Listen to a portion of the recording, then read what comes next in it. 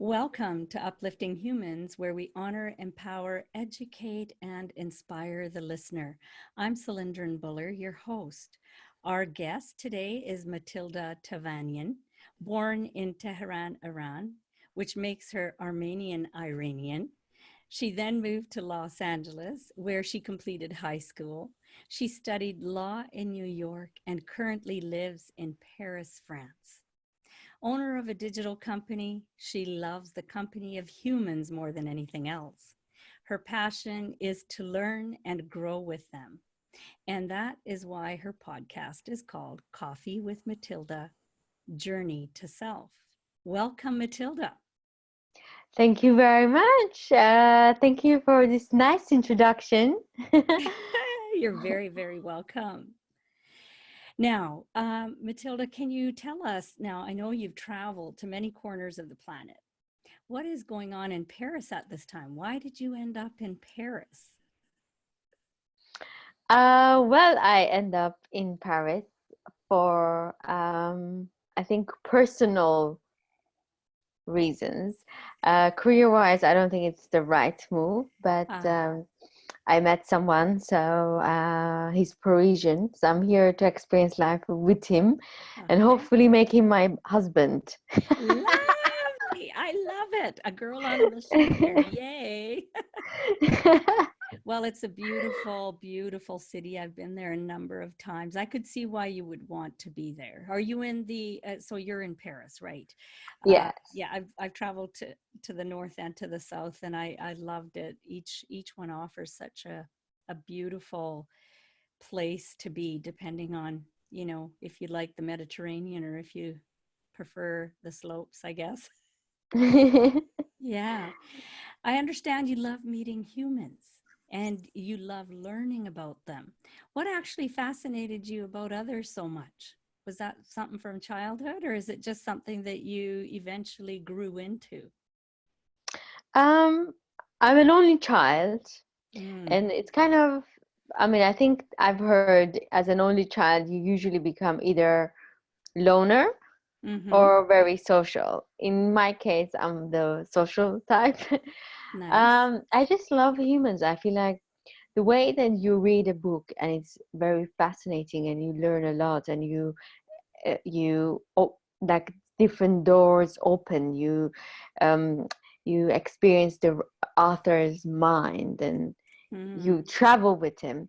mm-hmm. Meeting human beings are the same as well. Depends. I mean, I am not saying I like to meet people and just talk about surface things. I like to meet people and talk about what are they afraid of, what are they dreams of, what their soul needs. I think it's very, you can learn from everyone, and everyone can teach you something, and it's beautiful. Mm-hmm. Mm-hmm. Well, it is a fascinating species to be studying. So definitely there there's lots to study. Um, Now you've had a lot of people on your podcast, a lot of people. How do you feel this will, like, anything that really sticks with you? Anyone really unique with a unique story which just blew your mind away? um, I'm gonna interview someone soon. Okay. I think he's very fascinating for me in a way because he was, I mean, I haven't interviewed him yet, but I've been in touch with him and I know a little bit of him. Mm, He had a very big drug distribution in America. mm-hmm. So he was a big drug dealer, Mm, cocaine, and he was even trading horse. I mean, like very crazy story. He was mm-hmm. in jail for I think more than 8 to 10 years, Mm-hmm. Mm-hmm. and he came out as a very, now if you meet him, you will think he's the sweetest human being. And Mm, I've talked to him a little bit, and I mean, he fascinated me to think like I could never think that's his background. mm, I enjoy his story because I felt like you can change your life dramatically, and you are your own author. I Mm-hmm. never met a human being that has that kind of a dramatic shift in his life. Mm. Um, so I think that's why, for me, he's very fascinating, and I'm very looking forward to interview him. Mm-hmm. Um, and I want to share it with my audience that you, whoever you are right now, doesn't matter. You can Yes. change, Mm-hmm. and the power is in you. Mm. And I know that you have had a number of listeners and you've spoken to many. How do you feel this is benefiting the listener? How do you feel that your conversations with people from many different backgrounds and many walks of life and their unique story, how do you feel that benefits the listener? You know, Salindran, in my podcast, I want to show people that no matter who you are, we're all the same. We all have dreams. We all have shortcomings. We all are afraid of something. We all have, insecurities, and it's okay.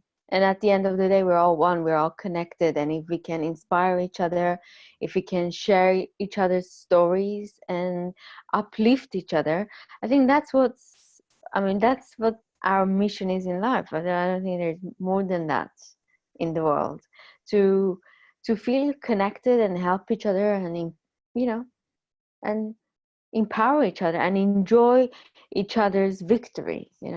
Mm-hmm, mm-hmm. And do you feel that any of the shortcomings in some way or form has something for the listener as well? I think, in my opinion, and obviously I'm working on my self-love as well. It's something that I think you work till the end of your life. I'm getting to this point that everything starts with you and ends with you. And I think if you really have the right relationship with yourself, everything else fixed. If you love yourself truly, deeply, and in the right way, of course, I think everything is possible for you, and all the doors are open for you. Mm, So I'm hoping, and mm-hmm. whoever I'm interviewing, for Okay, you're example, I cutting out on wanna, me. Okay, we're having yeah, a poor connection. It's not my connection on this end. You're frozen. I Okay, think I'm no, you're okay. back. Now Yeah. you're okay. Yeah, you're okay now. Sorry about that. Yes. um, so I think with my podcast, I want to show everyone that Yes. if we practice the right self-love, lot of Yes. doors can be open for us when we are open to our vulnerability, when we are open to our wounds. We can heal them. And all of the people that they come to my podcast, they have something with their self-love. They've maybe had some struggle, and then they start loving themselves, and then they came out of that adversity strong, which Mm-hmm. I think that's what they all have in common. Now, when you say it's all about self-love, can you define self-love? I think the relationship with yourself, what I believe is the most important relationship that you will maintain in your life, is the relationship with yourself. Nothing and no one is there besides you for yourself. Mm-hmm. And if you don't respect yourself, no one will. Your child will not even respect you. And Okay. the- We've got a choppy connection again. Sorry. Can you repeat that? I think if you really don't respect yourself, even your child will not respect you. So I think everything starts with how you define, how you feel about yourself. What is your relationship with yourself? So how you treat yourself and how you behave, your mannerism, your is it beyond that? Like, I think it's how you feel about yourself, mm-hmm, how when you're alone with yourself, how you honor yourself, mm-hmm, how you feel, how do you feel about yourself in this world? And mm-hmm. if you don't feel you're important, no matter what kind of a position you have in life, will not give you that glory. Mm-hmm. That will not give you that satisfaction, because fundamentally something is missing, something very profound is missing in your life, and that's your love, that's your respect towards yourself. Mm-hmm. Mm-hmm. Now, in this day and age, you know, there's a lot of people speaking the same language. And a lot of people also at the same time are feeling, a busyness in life as well. And have you figured out why this is happening? Or what do your understanding with the people that you've encountered, have you somehow been able to narrow it down?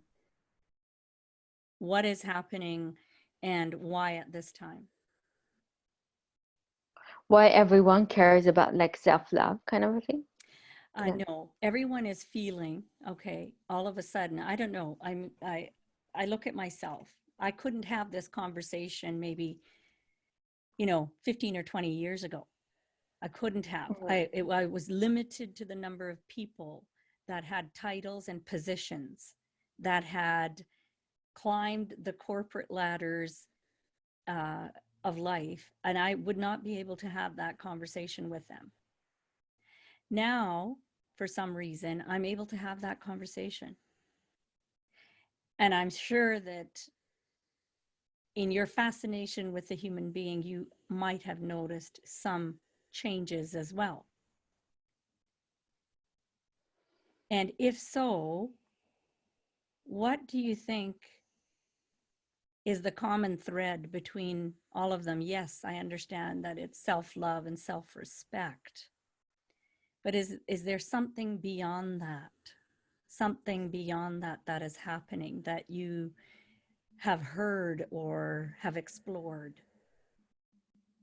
Because to me, I mean, isn't the bigger house and the bigger car and the bigger bank account and the bigger title and the bigger position and all that all of a sudden now is not something that everybody wants? The majority doesn't really care for that. I think generation has changed. Mm, Now all of a sudden, caring about planet is something cool, you know. mm, mm-hmm, I mean, it's very interesting. Actually, a couple of days ago, I was watching how Tesla came to the picture and how he changed. Like the day before, people were thinking, oh, having Mercedes, I don't know, Porsche is very cool. All of a sudden, they thought, oh, having a luxury car, it's not cool because it's not very gentle to the environment. But now having a Tesla car is cool because the we think about the universe and our planet. I mm, think things are happening. I mean, it's these trends, even very small, or maybe people don't even think about planets that much. But I think because we're in that trend of it's cool to be like this. mm, Um, so people are more in tune to green life, mm, veganism, or lots of people are doing yoga. It's actually cool to do yoga. If you're not doing yoga, then what are you doing, kind of a deal. mm, um, or going to these meditation classes. I mean, I lived in New York for 8 years, and I mean, it's not cool to say, oh, I don't go to meditation class, or not, you're not going to a yoga class, then what kind of a New Yorker you are. mm-hmm, Kind mm, of a deal, because it comes with, like, if you're at certain age and you're living in New York, or you want to call yourself trendy, you're kind of following this kind of routine of speaking. mm-hmm, But I don't know, maybe people are more in tune with themselves. We are more maybe this generation has more time to um, they're not on a survival mode, maybe. mm-hmm, mm-hmm. Yes. Or I mean, maybe we are changing our vibration. That's another element to this. Mm-hmm. Mm-hmm. There are more enlightened people. Mm-hmm. I don't know, all of this above, I think. It's all of the above. Yes, yes, I do believe that. And have you had, conversations with any males on your show? Yes, Can you I love share? males. Of course. So can you give us an example of a unique male story that you've had on Coffee with Matilda? I had one man which Yes. was very interesting with me for me. He was a adopted man. He got adopted when he was very young. And one thing that was very unique and very strange for me, I'm coming from a Middle Eastern family, and we have so much. I mean, Armenian man or Iranian man shows a lot of love, affection, which is bad in a way, but in Hmm. another way, you see, like they're constantly pampering you, kissing you, giving you love. So I Yes. cannot imagine how his story, how I could have lived in that story. Mm. And he got adopted, and he never wanted to go and find his mother again. Mm. And he was so, I think, disconnected about it. And I was like, how can you? He got adopted, I think, when he was 5. Hmm. Now he has an amazing life. I mean, where he was at the beginning, which country he was. I'm not Hmm. going to give you the details, or shall I No, give the details? no, Yeah. you don't Which have to. country he was, yeah. Which country he was and where he is now. I mean, it's fascinating. The Yes. human he is, the amount of love he has, the amount of love that he has for his child is beautiful. It's beautiful to hear it. His passion is amazing.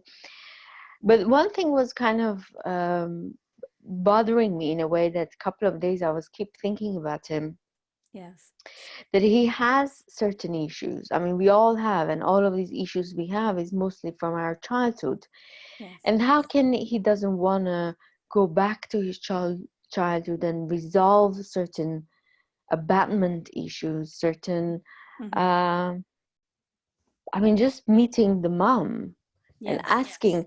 I'm sure any mother, it will be very hard for any normal mother. I'm sure there is mothers that they can do that, but Hmm. any normal mother will be very difficult to leave their child. Hmm. But maybe she had better reasons to do it. Hmm. Maybe she wanted his child to have a better life. Hmm. So in order for his child to kind of be angry about his past, maybe if he meets her and Hmm. maybe he understands her, Hmm. his perspective about her will change. And I think once you change your perspective of your mother, you will change your perspective towards women in general, Hmm. towards nurture in general. Hmm. Hmm. So And I'm kind of worried about him, or I mean, I cannot tell him much, but for me, I was like, if I was his cousin or his sister, or I don't know, someone very close to him, I will encourage him to go and meet his mom, although it will be very painful at the beginning. But hmm. he can resolve lots of knots in him, lots of um, things in him, you know. Hmm. Hmm. Well, yeah, that would be an interesting meet for a son to reconnect with his birth mother. And similarly, I've had females on my show that have had just equally, you know, incredible stories and journeys, and some that have no desire, and others that do actually want to connect, and then they find out the reasons, and it helps you understand as a human being the challenges and the struggles on the birth mother who had to give them up.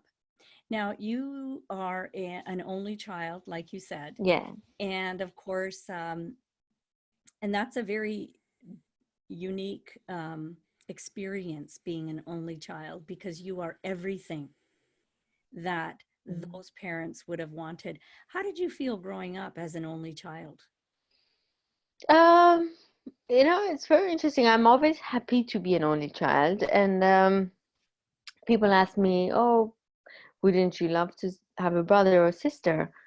It's like if you never had the ice cream, if you never eaten ice cream, okay, you know it tastes very good, but you really don't know how it tastes. So you'd never miss it. You Mm-hmm. never feel there's something missing in your life because you never had the taste of it.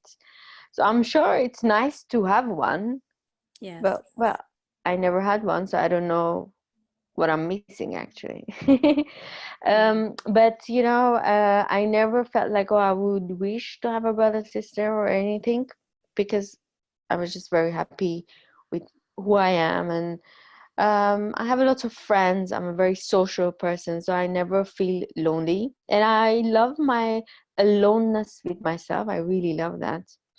But recently, like a year and a half ago, my mom had open heart surgery.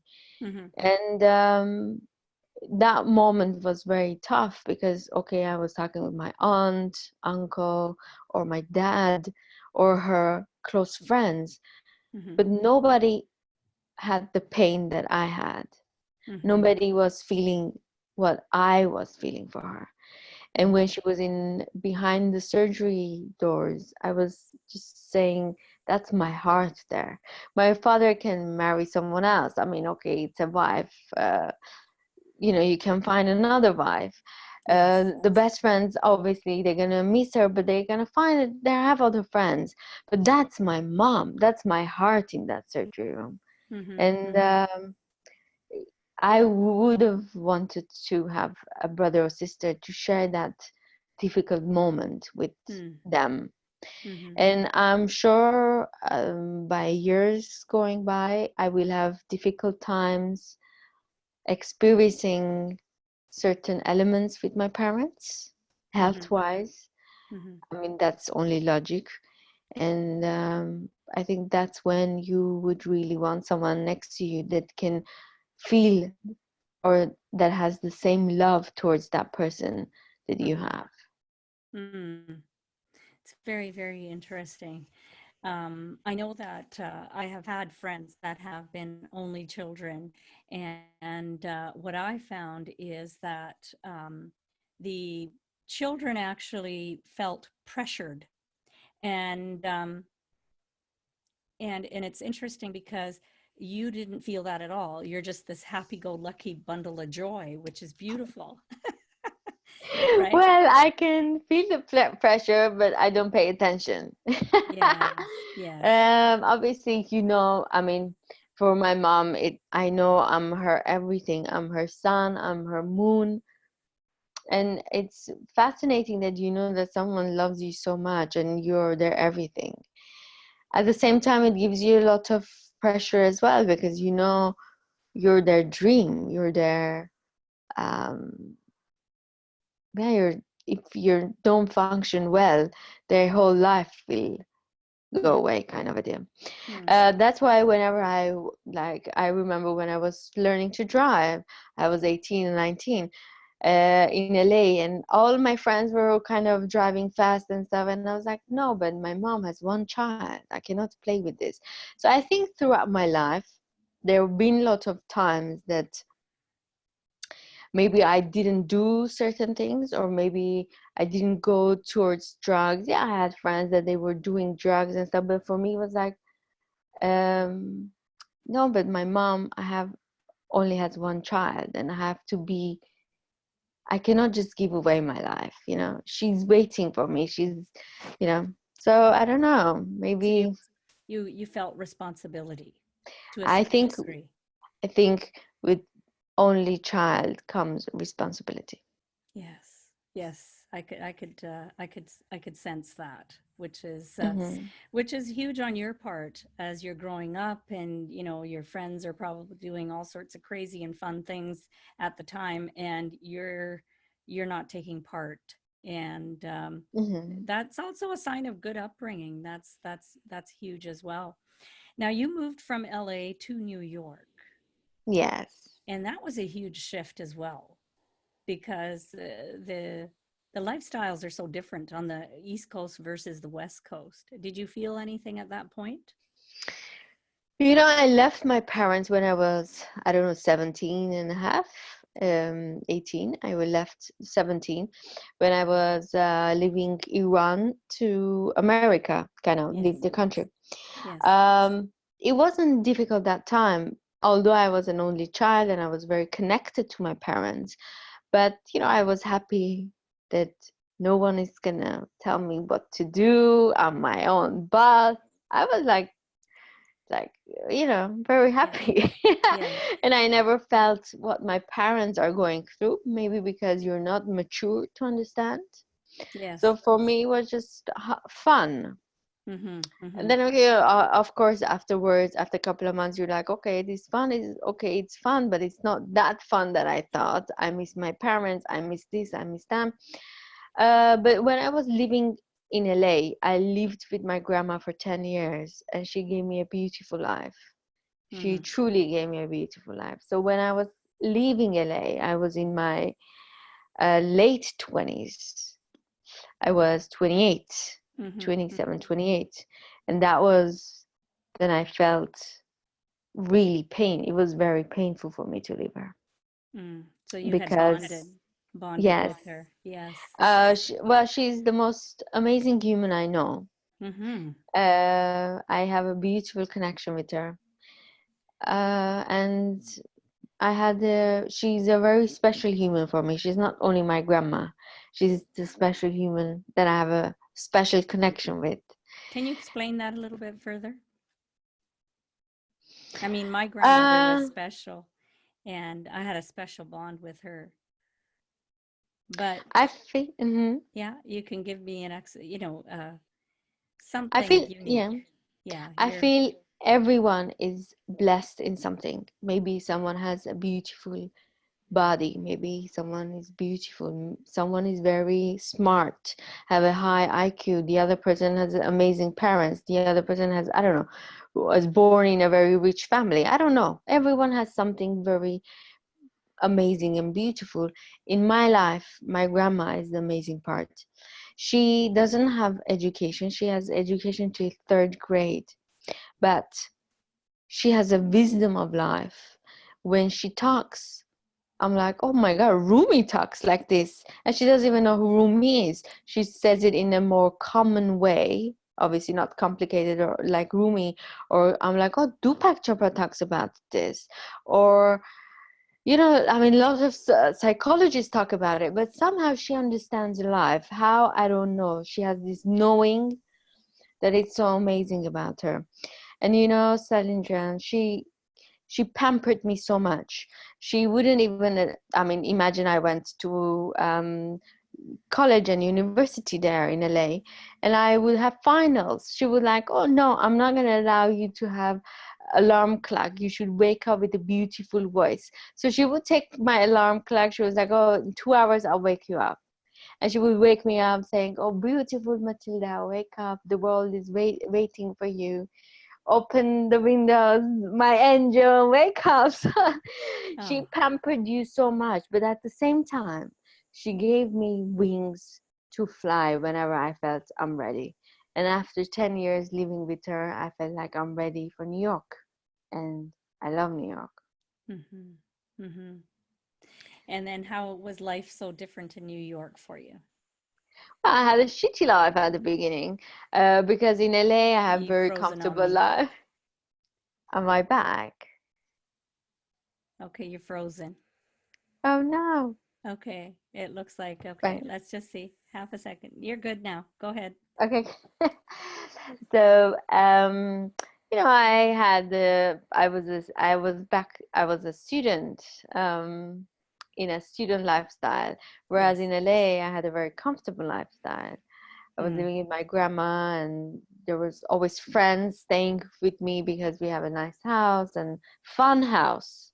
It's Mm-hmm. not about just nice house. It was a fun house. My Mm. grandma would cook for me and invite my friends. Mm. So yeah, I enjoyed LA a lot. New York was not like that. There was Yes. one point I had to live with mice in the house, and for me, Mm. it was like, how is this possible? Uh, but I learned a lot. New York gave me the opportunity to understand life and the opportunity to understand Matilda and understand her boundaries. Mm. And So apply the knowledge and the wisdom that your grandmother passed along. exactly. And honestly, I when I was in New York, I was more with my grandma Mm-hmm. than when I was LA living with her, because constantly she was, and I was like, if my grandma was there here, she wouldn't do this, then I shouldn't do that. Or if she was instead of me, she wouldn't get upset over this. I should be okay with this. So I really lived, I mean, I her glory became more visible for me once I moved in New York. Mm. And then you took up law. Why Yeah. law? I don't know. I think I was 15 when I saw this movie. I don't even remember the name of it. It Mm-hmm. was a man that was fighting someone's freedom. Yes.